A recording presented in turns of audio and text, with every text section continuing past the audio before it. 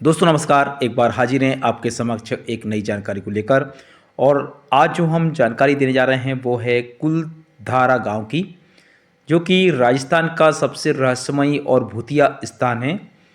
और जो कि दोस्तों जैसलमेर शहर से लगभग 18 किलोमीटर दक्षिण पश्चिम में धार रेगिस्तान के बीच बसा यह गांव आज 200 साल से ज़्यादा समय का है। और आज भी दोस्तों ये वीराना पड़ा हुआ है ये गांव। और यहाँ पर सूनी गलियाँ, टूटे फूटे मकान खंडर हो चुके हैं और घरों में सन्नाटा हर आने वाले को रोंगटे खड़े कर देता है। मानो दोस्तों लगता है कि यहाँ कोई बस नहीं सकता, क्योंकि दोस्तों ये गांव पर एक भयानक श्राप है। तो आइए जानते हैं इस गांव की पूरी कहानी और इतिहास और रहस्य के बारे में। यदि आप हमारे इस वीडियो को आप पहली बार देख रहे हैं तो इस चैनल को सब्सक्राइब करें और चलते हैं इस रहस्यमयी और इतिहास के पूरी जानकारी की ओर। दोस्तों कुलधारा गांव की जो स्थापना है वो 13वीं शताब्दी में हुई थी।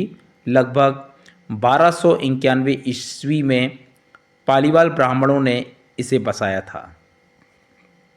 ये पालीवाल ब्राह्मण मूल रूप से पाली क्षेत्र से आए थे और पाली से विस्थापित होकर वे जैसलमेर, जोधपुर और बीकानेर जैसे इलाकों में बसे।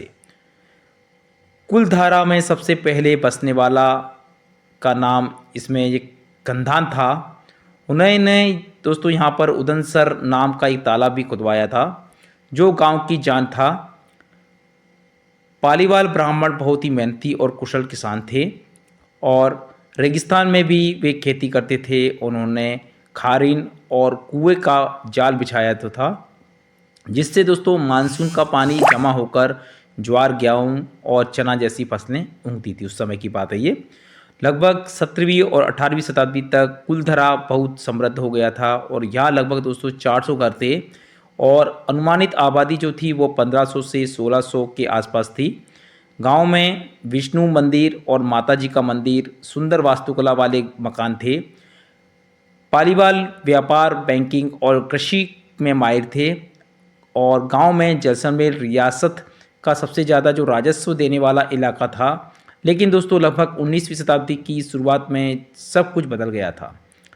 अब आती हैं सबसे प्रसिद्ध और डरावनी कथा के बारे में।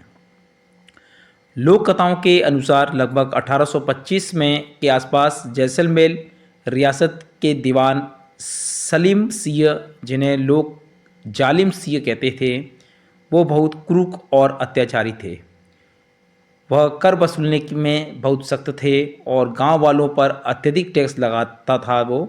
और एक दिन उसकी नज़र कुलधरा के मुखिया की बेटी पर पड़ गई। वह उस लड़की से शादी करना चाहता था। उसने गांव वालों को आदेश दिया कि लड़की को उसके पास भेजो, वरना भयानक परिणाम भुगतना पड़ेंगे। तो गांव वालों ने उसका विरोध किया। ब्राह्मणों के लिए अपनी बेटी बहनों की इज्जत सर्वोपरि थी और पंचायत बुलाई गई। उस समय की बात है। सबने मिलकर फैसला भी लिया था और अत्याचार के सामने झुकने की बजाय पूरा गांव छोड़ देंगे। एक रात की बात है, उस समय की बात है, जब अंधेरे में कुलधरा और आसपास के 84 गांवों के पालीवाल ब्राह्मण अपने सामान समेटकर चुपचाप निकल गए थे। वे इतनी सफाई से गए थे दोस्तों कि कोई पता नहीं चला। और जाते जाते उन्होंने गांव को श्राप भी दिया कि यहाँ कभी कोई बस नहीं सकेगा, कोई यहाँ रहेगा तो उसका सर्वनाश हो जाएगा। उस रात के बाद कुलधरा हमेशा के लिए वीराना हो गया और आज तक कोई यहाँ बसने की हिम्मत नहीं कर पाया।